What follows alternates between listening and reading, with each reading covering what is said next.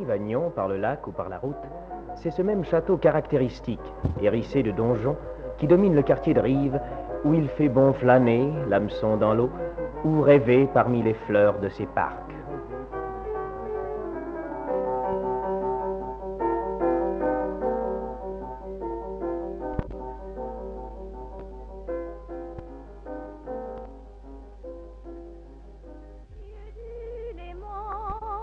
Qui rit au soleil, qui t'invite, dis-moi combien as-tu d'amour depuis des ans, ton cœur palpite au Nyon, belle fille du Léman.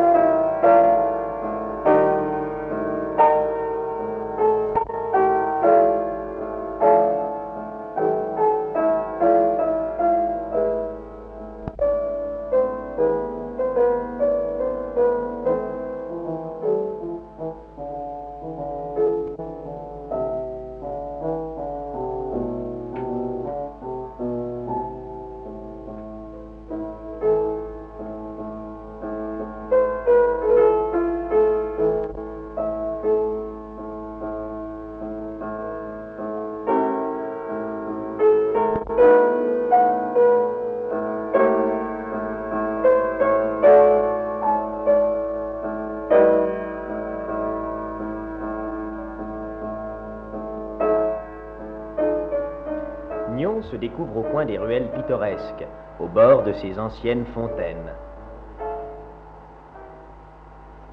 Nyon offre à ses visiteurs le charme de ses promenades ombragées et la contemplation de ses colonnes romaines, rappel authentique de ses origines, admirablement situées sur la terrasse des vieilles murailles face au Mont Blanc, plus majestueuse ici qu'il ne l'est tout au long de la rive du Léman.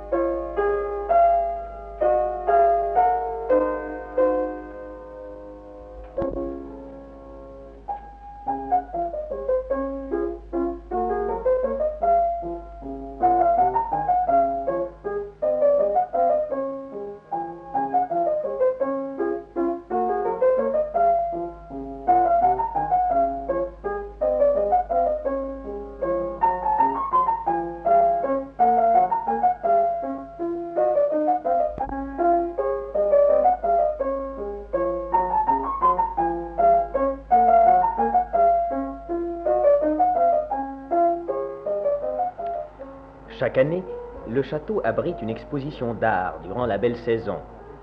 Fêtant les 2000 ans de sa fondation, la ville de Nyon, qui a donné le jour à d'illustres porcelaines et à de fraîches faïences, se devait de consacrer cette exposition à la céramique durant ses 20 siècles d'histoire.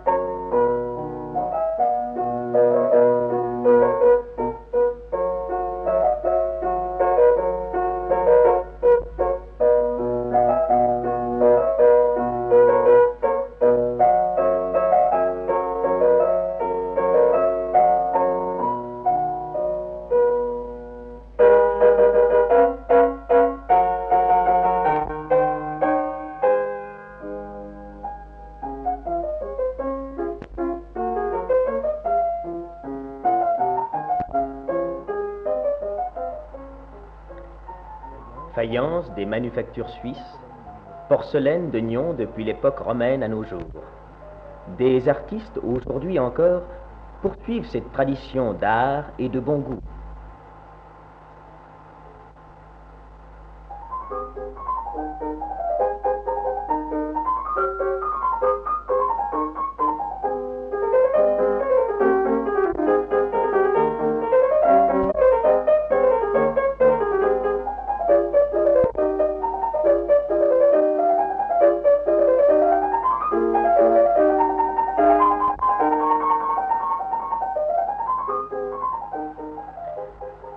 Ce même château accueille parfois, dans sa cour tout intime, concerts et représentations théâtrales.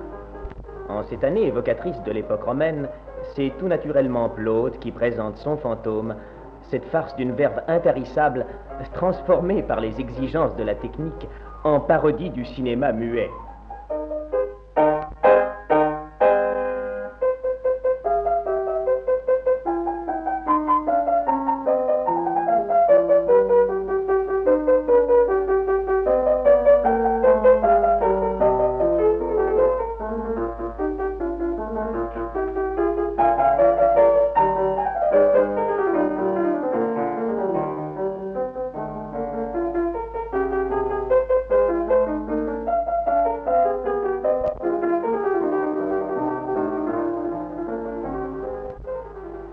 Chacun, dans cette bonne ville, participe à la fête. Les gars, amoureux du lac, ont préparé en secret quelques embarcations décorées qui défileront langoureusement dans le port lorsque la somptueuse nuit d'été sera descendue.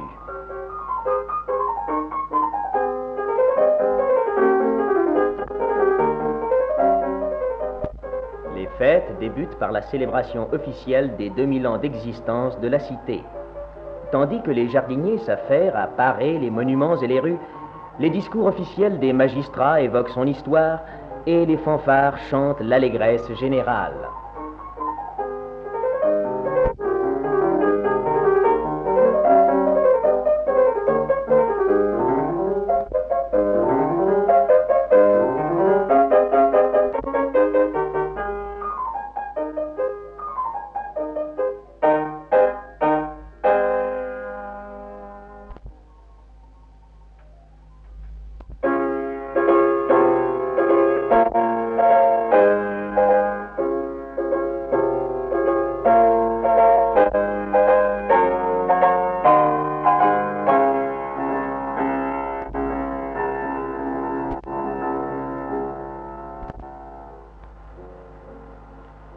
Cette histoire, la voici revécue tout au long d'un cortège qui va parcourir les rues pittoresques, follement applaudi par les amis du pays suisse et ceux de la France voisine.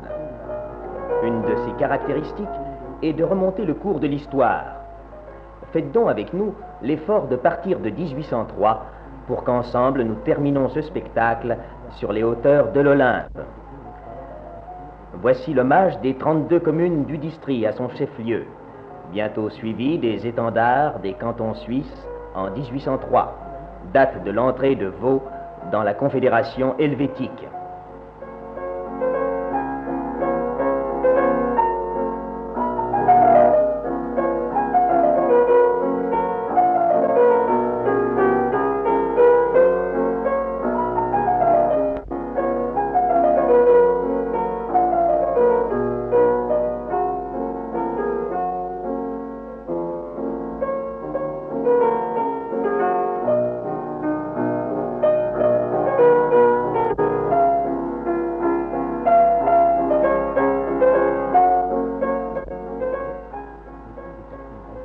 peuple en liesse, vêtu des costumes régionaux, chante le pays, excellent grenier et riche cellier.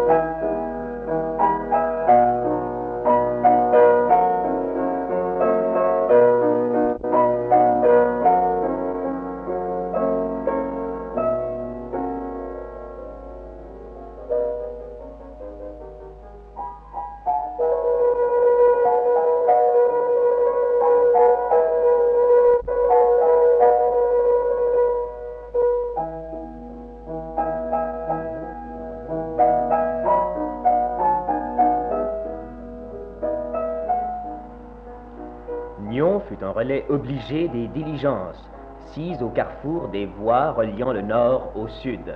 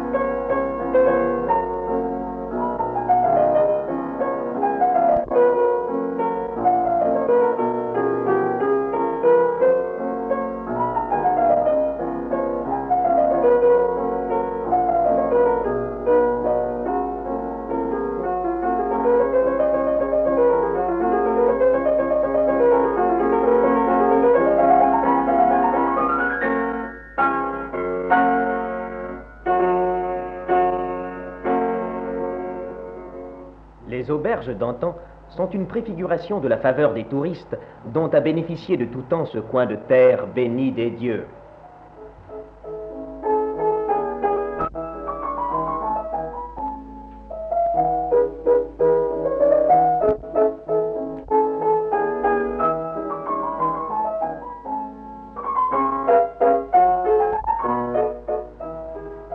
Mais l'histoire marche vite.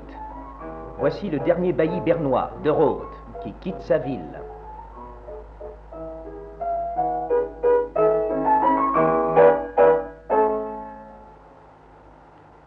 La révolution vaudoise a éclaté, bien pacifiquement du reste.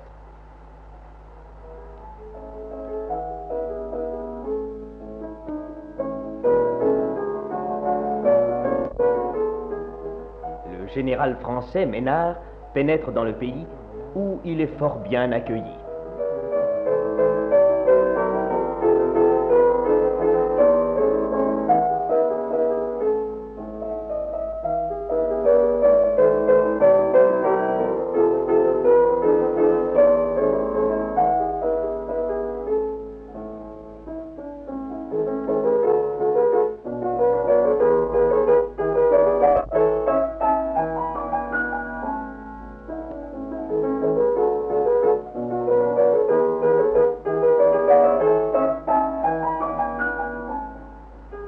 Se rendant au congrès de Rastatt, Bonaparte est applaudi à Nyons et laisse, dit-on, un tendre souvenir.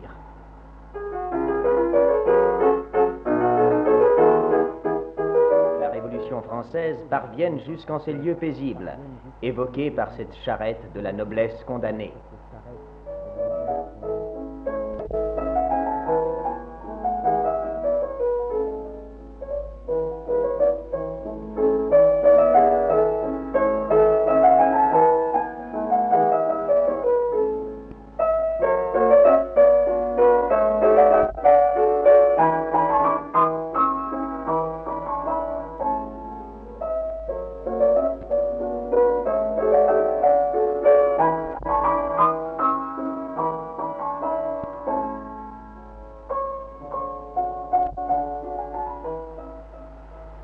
Nyons est très proche de Coppet. Le bailli de Bonstetten et Madame de Staël convient la société lettrée à une fête de mai. On s'amuse entre gens de bonne compagnie, on parle science, art et lettres.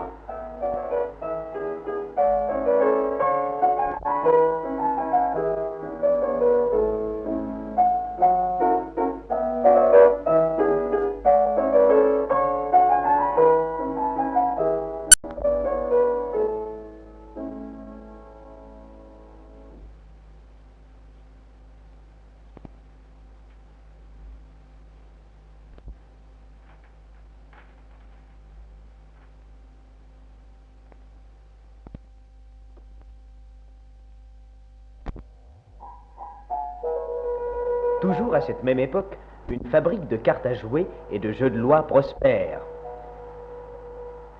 tandis que l'on assiste à l'éclosion des merveilleuses porcelaines de Nyon.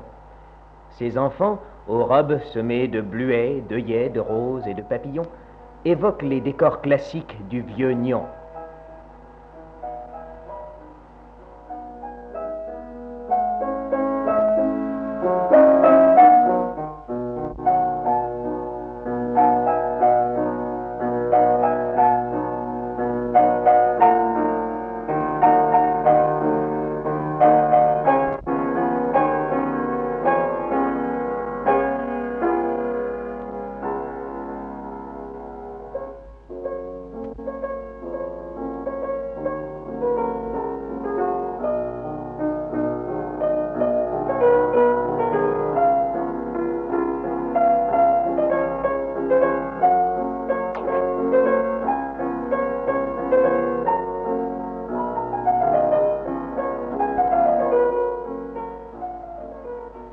Le bailli bernois Engel introduit la pomme de terre dans la région et ramène ainsi la prospérité.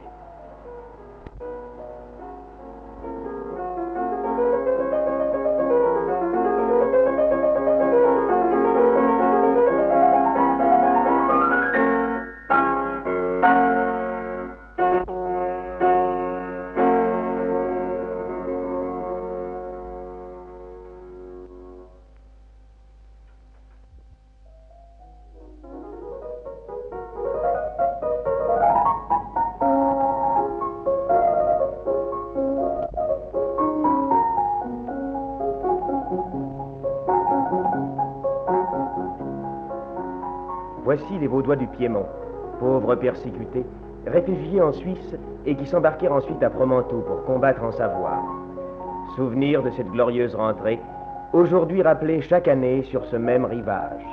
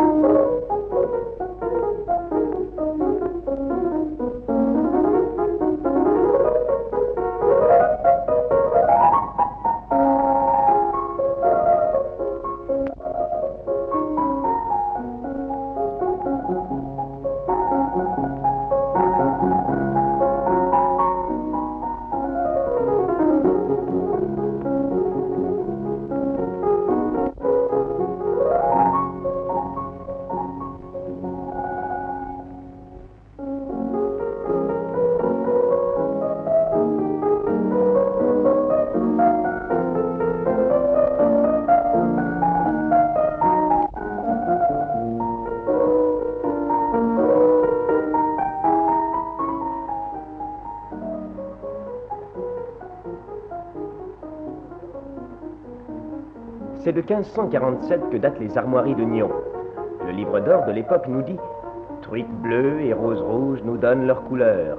Bacchus et Cérès nous offrent leur prison. Et Pomone nous montre ses dons. »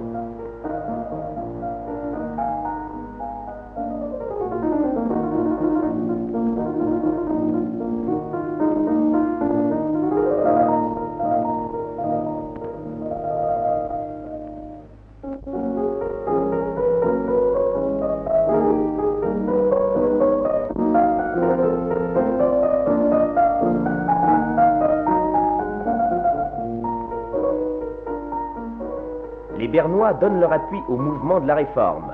Farel prêche la Bible à la main. Que veux-tu, sinon qu'elle flamboie ?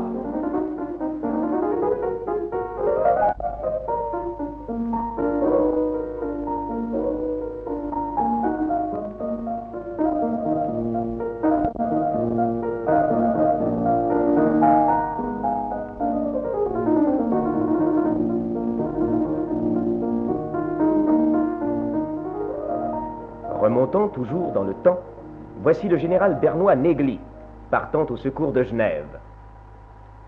Il occupe Nyon avec ses troupes.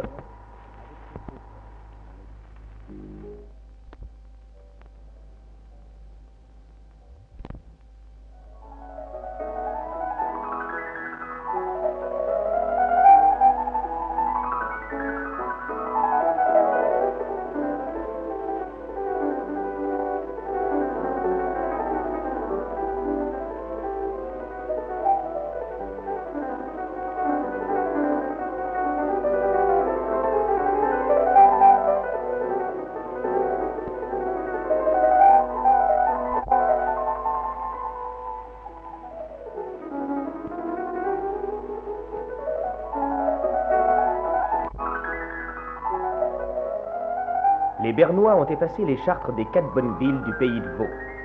Ces 4 bonnes villes défilent en ce moment. Morges et sa défense militaire du lac.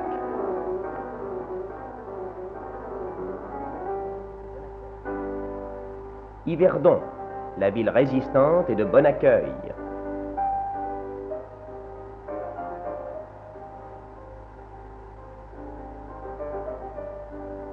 Moudon, siège des États de Vaud, et son comte vert.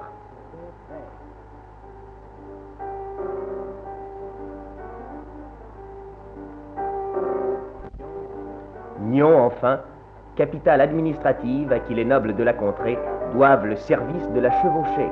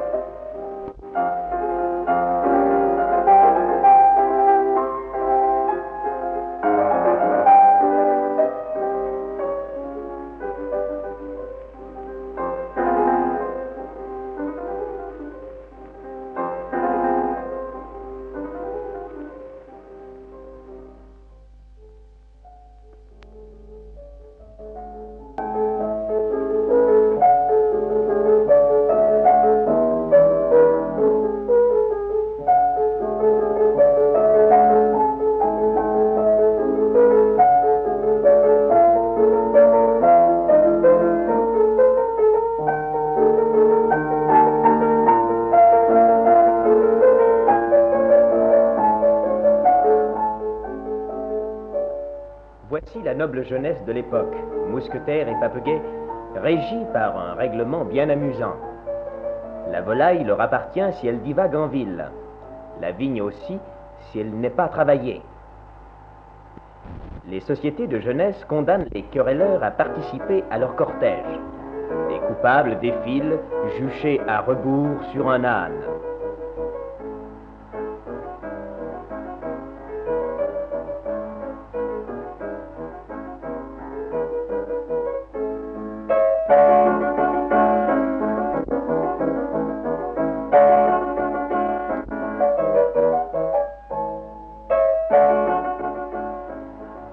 Cela n'empêche pas les farandoles de jeunes gens et de filles de parcourir gaiement les rues de la cité.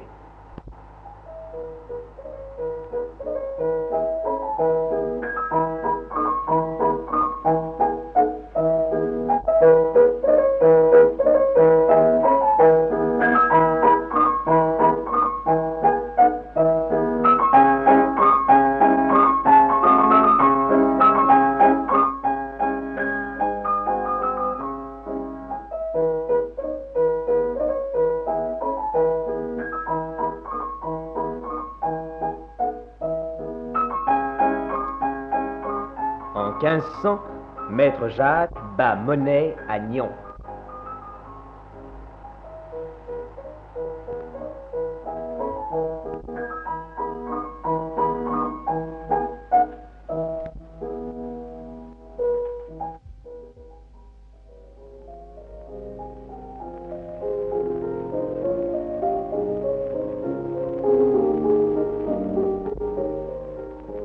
Ces bannières annoncent la vie religieuse au XIVe siècle.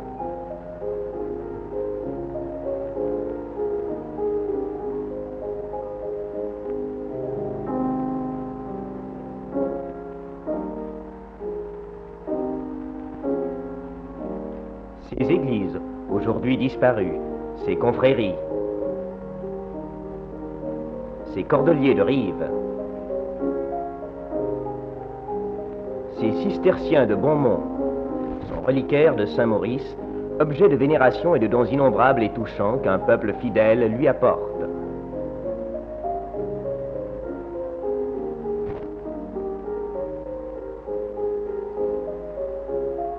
Les couvents reçoivent même 3 moulins pour faire face à leurs dépenses.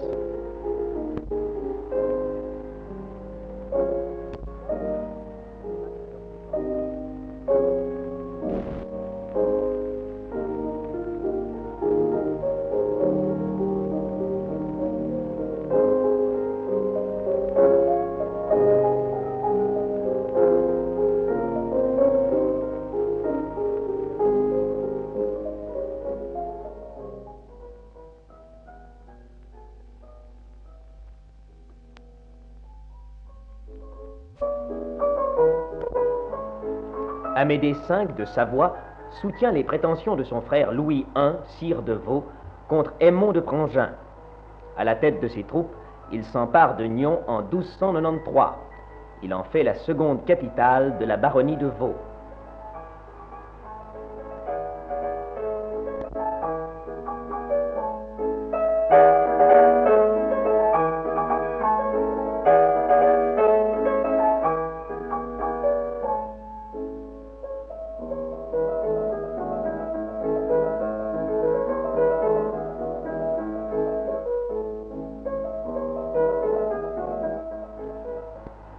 L'archevêque de Besançon inféode le bourg en 1130 à la maison de Cossonay-Prangin. C'est la date de construction du château.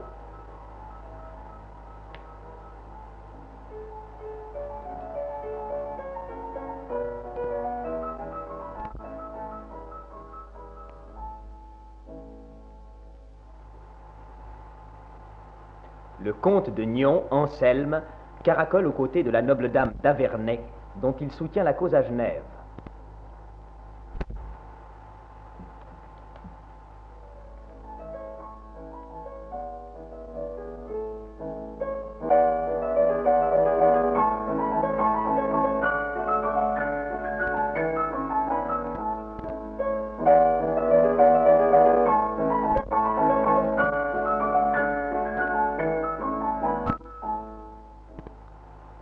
Clovis, roi des Francs, précède son épouse Clotilde.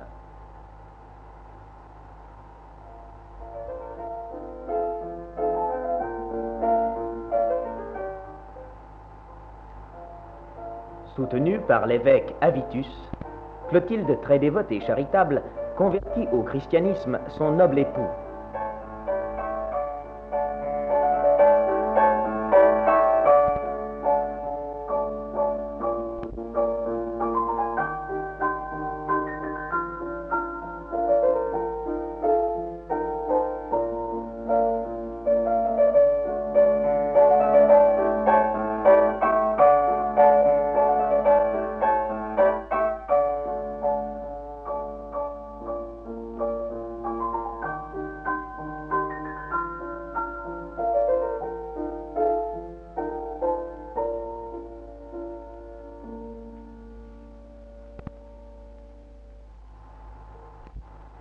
Et voici que s'avancent les Romains.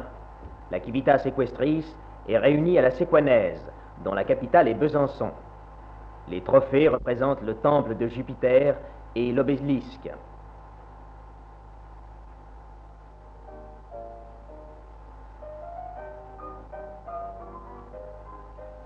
Les questeurs, les édiles, le peuple, les conducteurs des animaux du sacrifice aux dieux, entourent les vestales, gardiennes du feu.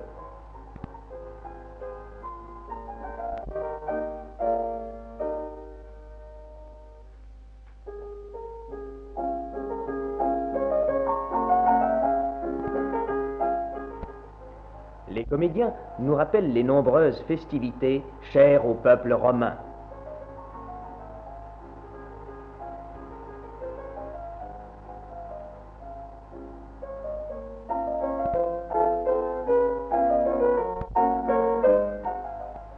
En 49 avant Jésus-Christ, Jules César fonde la Colonia Julia Equestris, où s'établissent les vétérans de ses armées.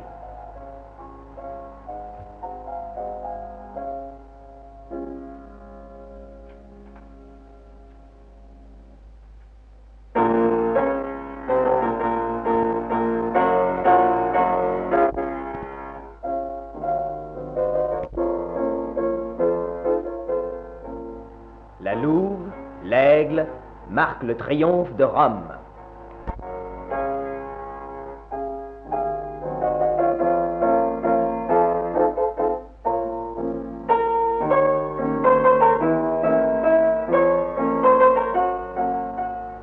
Les Helvètes doivent passer sous leur joug.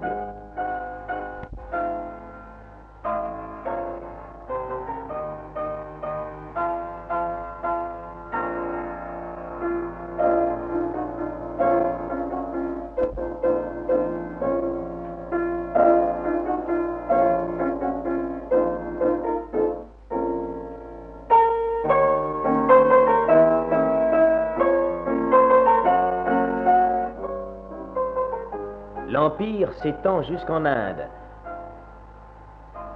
Ces animaux exotiques symbolisent l'immensité de leur possession.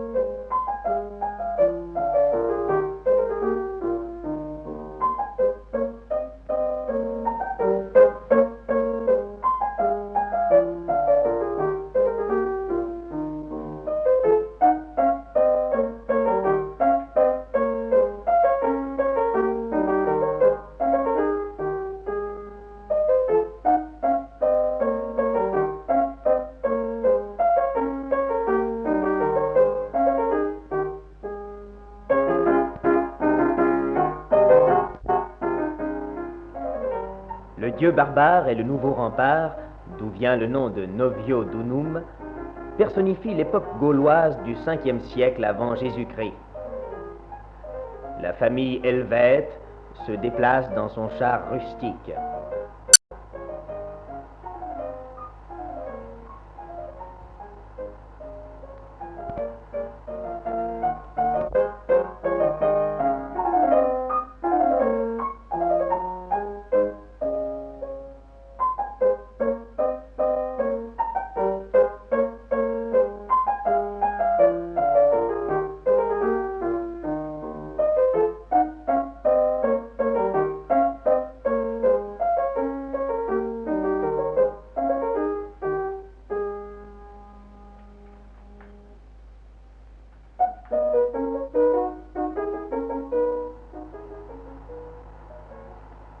Les druides précèdent le char du sacrifice humain.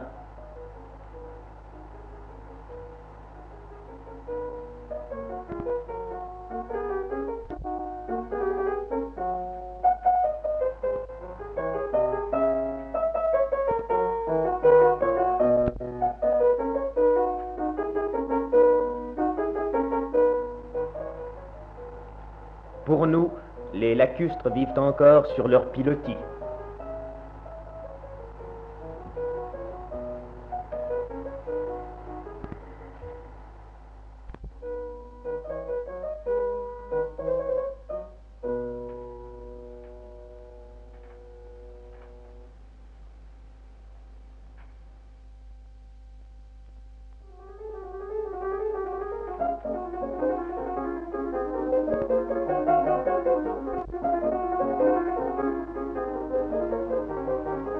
Voici la danse des éléments de la nature, la terre au ton vert, l'air d'azur pâle, l'eau au bleu mouvant, le feu au coloris violent. C'est le symbole des premières croyances de l'humanité.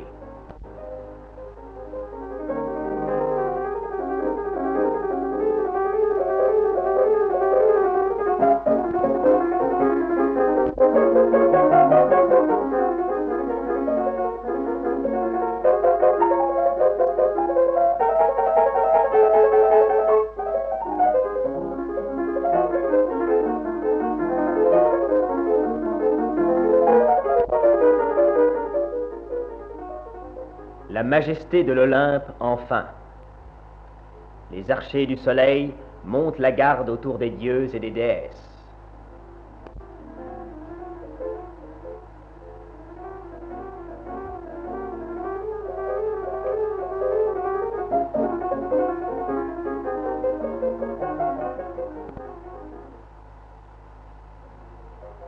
Saluons au passage les maîtres antiques du monde et le commencement de toute histoire.